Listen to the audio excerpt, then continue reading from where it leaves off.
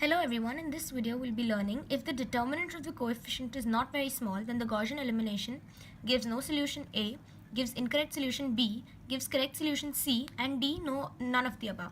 So to understand this question, let's take an opposite value, that is a negating answer for this. So that if the determinant of the coefficient of the equation is very small, then the equation would be ill-conditioned and hence no useful solution will be obtained.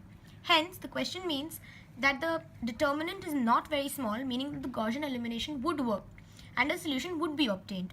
So our correct answer here will be C, gives the correct solution. Thank you. Hello everyone, in this video I'm going to be explaining Lagrange interpolation using Python. So I've taken n, a variable, and n takes the value of the number of x and y in the array. I've taken a is the point at which I want to find the value. X and y, as I just told you, are my arrays. This particular code takes the input for x and y, and then when we enter this for loop, this calculates the value for the Lagrange. Now executing this is the name of my program, Lagrange.python. I have to enter the value for n here is 5. Now a, the point at which I want to find the value, which is 13.5. Now my value for x is 11.38. The value for y is 93.0. The value for x is 12.8. The value for y is 96.2. The value for x is 14.7. Y is 100. X is 17.07. Y is 104.2. X is 19.91. And y is 108.71. Now what I get here is 97.65582111505. So for the value 13.5, that is at this point I get 97.6655. Now I'm doing the same program again, but now the values of this Lagrange will be different.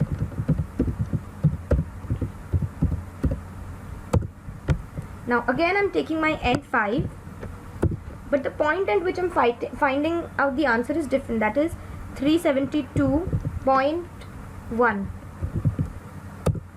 Now my values for x and y are: x is 361, y is 154.9,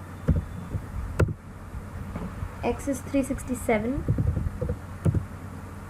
y is 167, x is 378,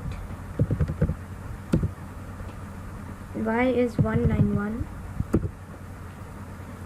x is 387, y is 212.2, x is 399, and y is 244.2. So here my value is 177.878, 41625. As you can see, my values for the point 372.1 is 177.87841625. So I hope you understood. Thank you. Hello everyone, in this video we're going to be learning which of the following is the best for numerical integration.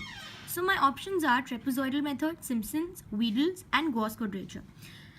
So my answer would be fourth, Gauss quadrature, because it works on a non-equal interval rather than equal intervals, unlike trapezoidal, Simpson's, and Wheedle's.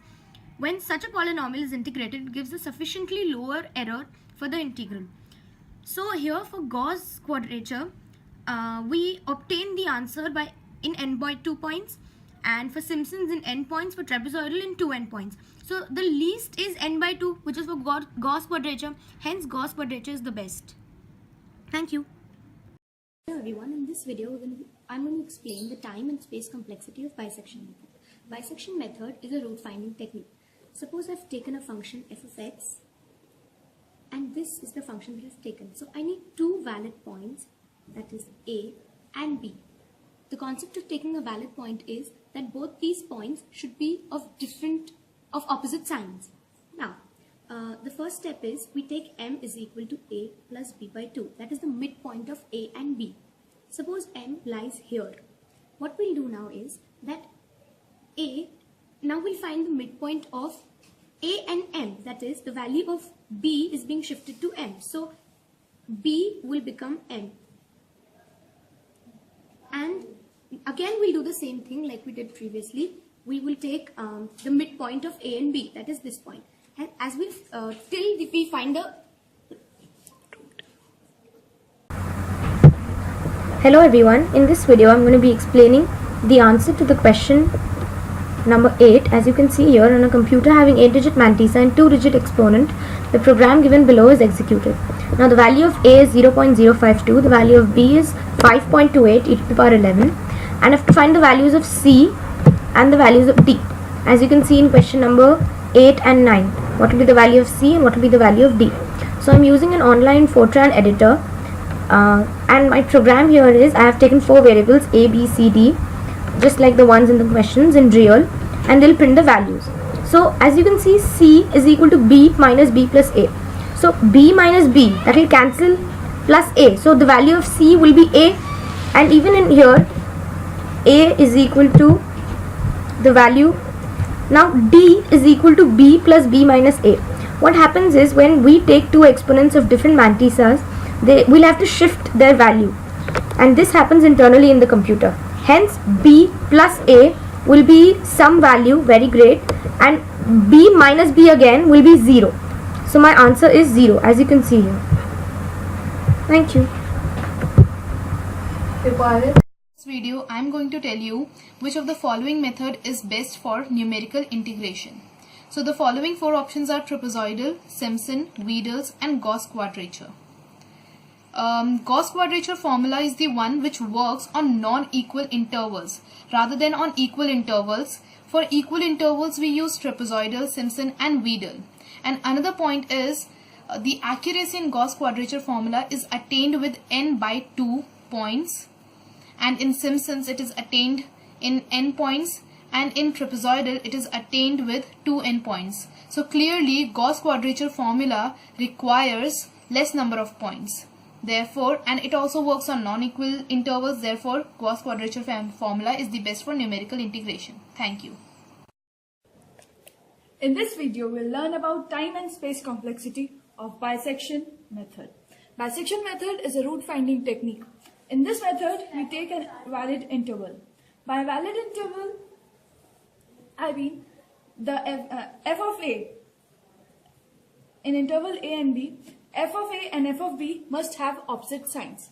That means if a is positive, b would be negative, and if b is negative, a should be positive. The second step of the method is taking a midpoint of the interval. Here the midpoint is m. As we know, m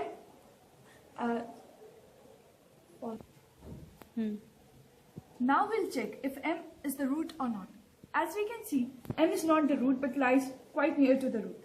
So we'll take another interval where we'll replace m with a, therefore making it something. Now again we'll take a point m which lies between a and b and is midpoint. Again it does not lie on the root. Similarly, the whole graph would be half and half, and then we'll reach to the root. This method is same as the binary method of finding limit. To find element, as we know here the time complexity is log of n. Therefore, using the same technique, using the similar approach, we'll find the time complexity of binary method. Now, as we know, here n equals to b minus a upon e. E is the error, which is 0.001. Therefore, time complexity would be log of n, that is log of b minus a upon e. Also, the space complexity here would be 0 of 1 only. In this tutorial, we'll be learning the drawbacks of Newton-Raphson method. So the equation for Newton-Raphson method is xi plus 1 is equal to xi minus fi upon f dash of xi.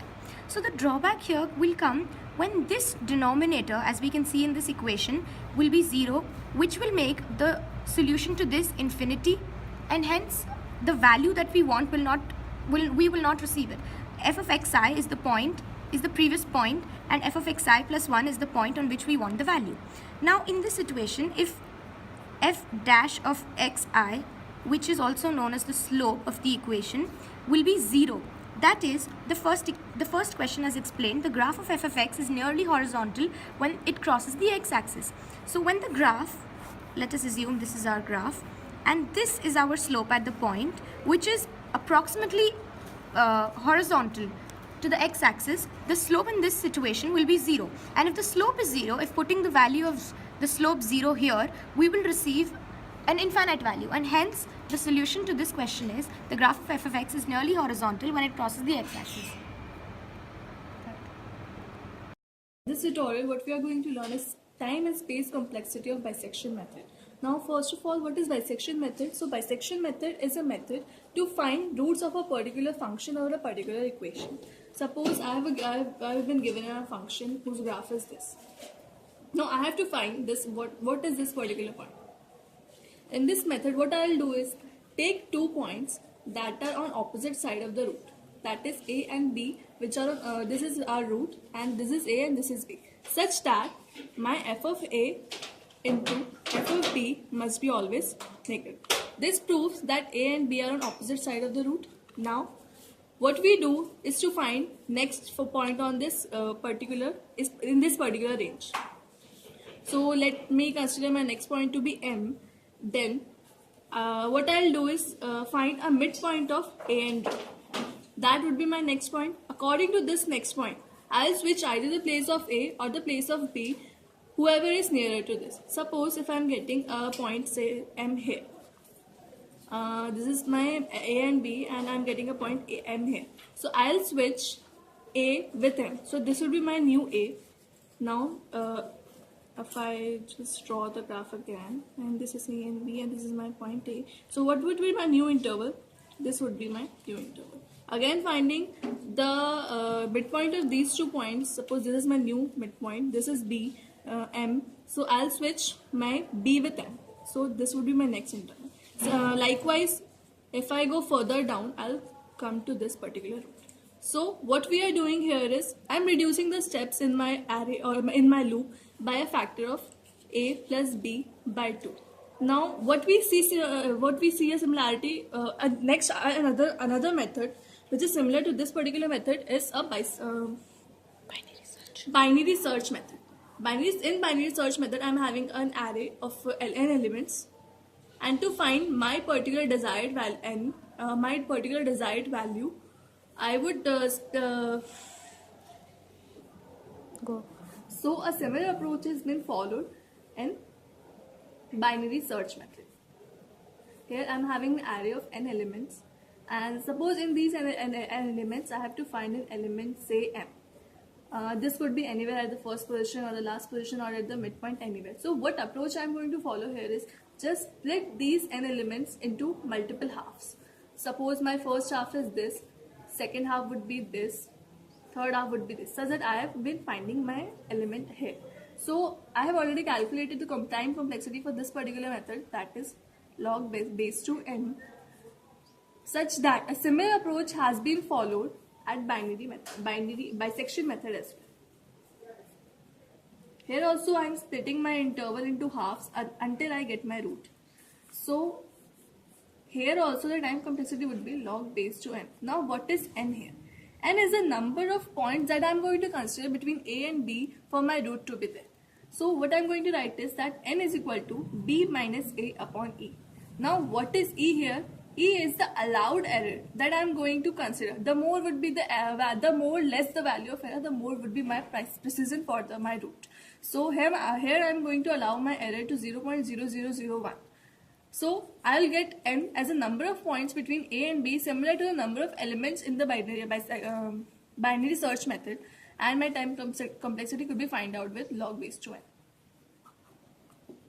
Of coefficient is not very small, then the complexity of root finding techniques and some method of system of simultaneous equations. As we know, the root finding techniques are regular falsy, Newton-Raphson,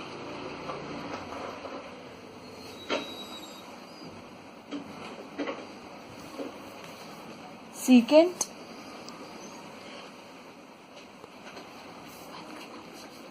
and fixed point iteration.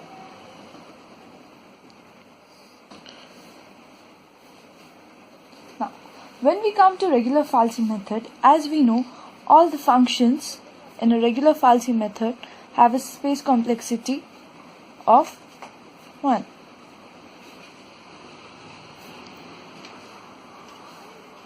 Hence, on adding these values,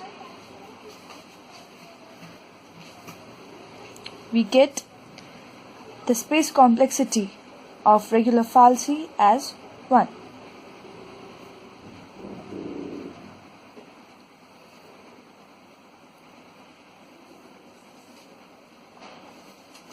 Now, similarly in Newton-Raphson, the space complexity would be 1, secant also 1, and in fixed point, the space complexity would be 1.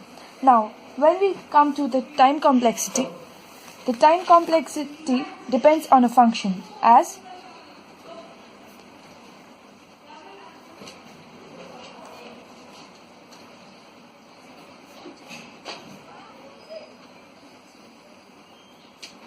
we can see here, the time complexity depends totally on the function used. Therefore, similarly, in Newton-Raphson, the time complexity is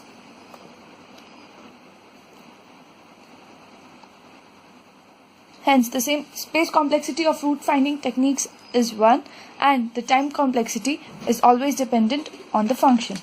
Now, system of simultaneous equation.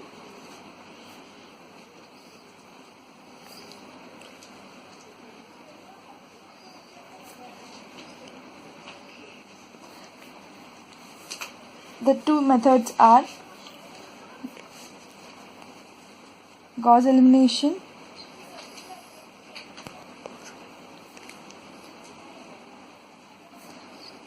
Gauss-Jordan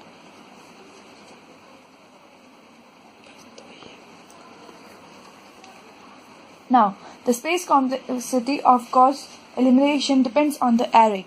Therefore, its complexity would be n into n plus 1.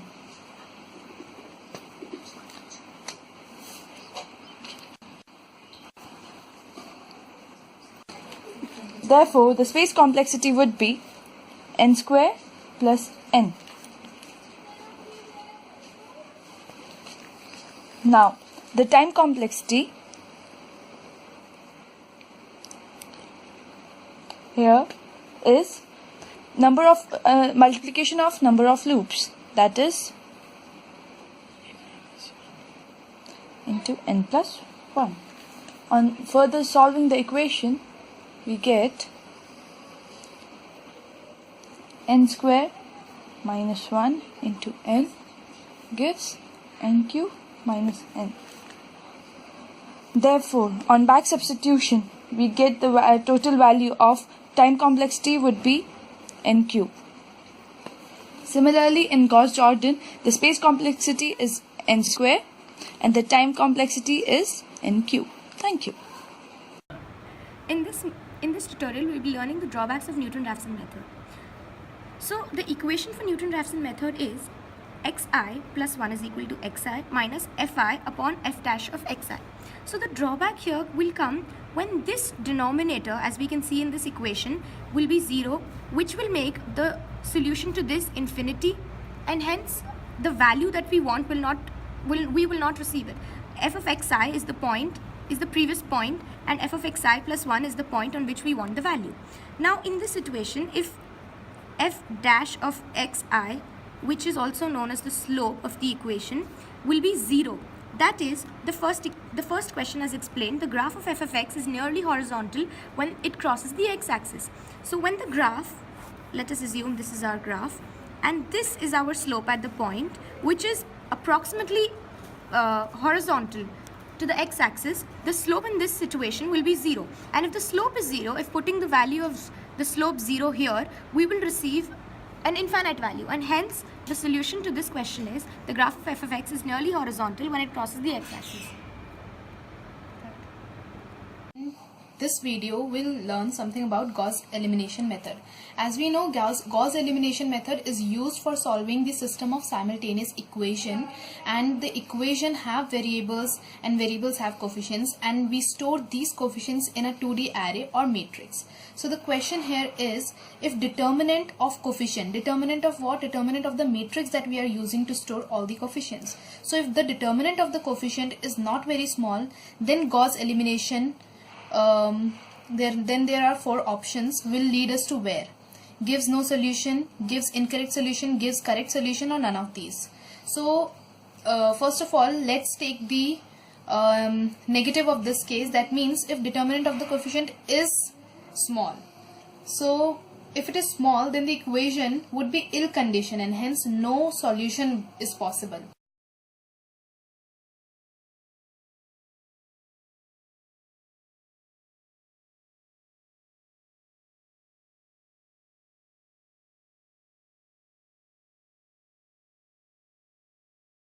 I'm Anita, and in this tutorial I'm going to tell you the reason why Gaussian elimination fails. So if determinant of the coefficients of the equation, as we know, we store all the coefficients of the equation of the variables used in the equation in an array, or we can say in a 2D array, or we can say in a matrix. So if the determinants of the coefficients of the equation is small, then the equation would be ill conditioned, and hence no useful solution is obtained. Here question means that determinant is not very small, meaning that Gaussian elimination would give a solution that would be correct. Thank you. Hello everyone, in this method we're going to be learning the time complexity and space complexity of Gauss-Seidel and two question practices. So in this, what we're doing is we'll enter the values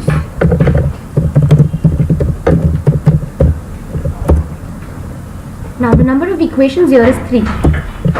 A of 0, 0, my first value is 20. A of 0, 1, my second value is 1. A of 0, 2, my third value is minus 2. A of 0, 3, 17.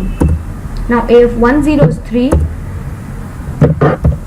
20 minus 1, 18. 2 minus 3, 20. And 25. So I've entered all the value in my matrix. Now, as you can see, my I is 5. This is the number of iterations that my function is performing. And these are the answers to it. Now the next practice question that we're going to do with it is, my number of equations here, n, is 4. In the previous it was 3, now it's 4. So the first value in this matrix is 10, the second value is minus 2, the third value is minus 1, fourth value minus 1, and the fifth value is 3. Minus 1, 10, minus 1, minus 1, 15, minus 1, minus 1, 10, minus 2, 27, minus 1, minus 1, minus 2, 10, 9. My matrix, I've completely filled my matrix with the elements that I have. Now the execution of this. Here you can see I is 10. So the number of iterations for this program is 10, and these are the values associated with it.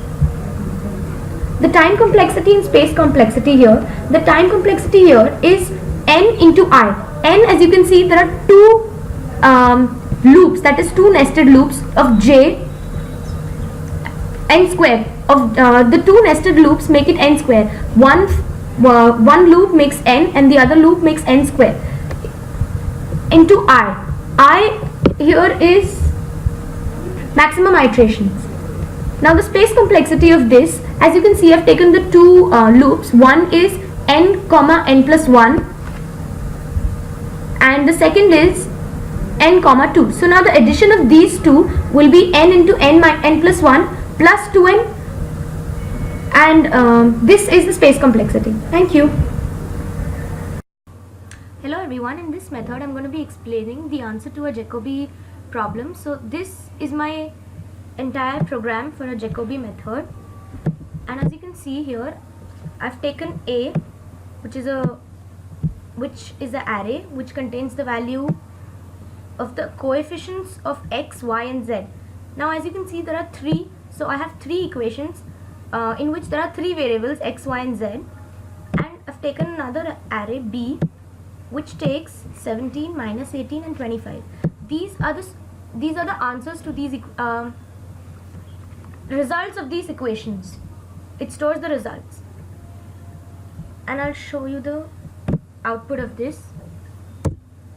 Now as you can see here, the array has been shown and these are the values, that is 1, minus 1 and 1. So this is the answer to my array. This satisfies the equation x, y and z. If I put these values, my equations will be solved. Thank you.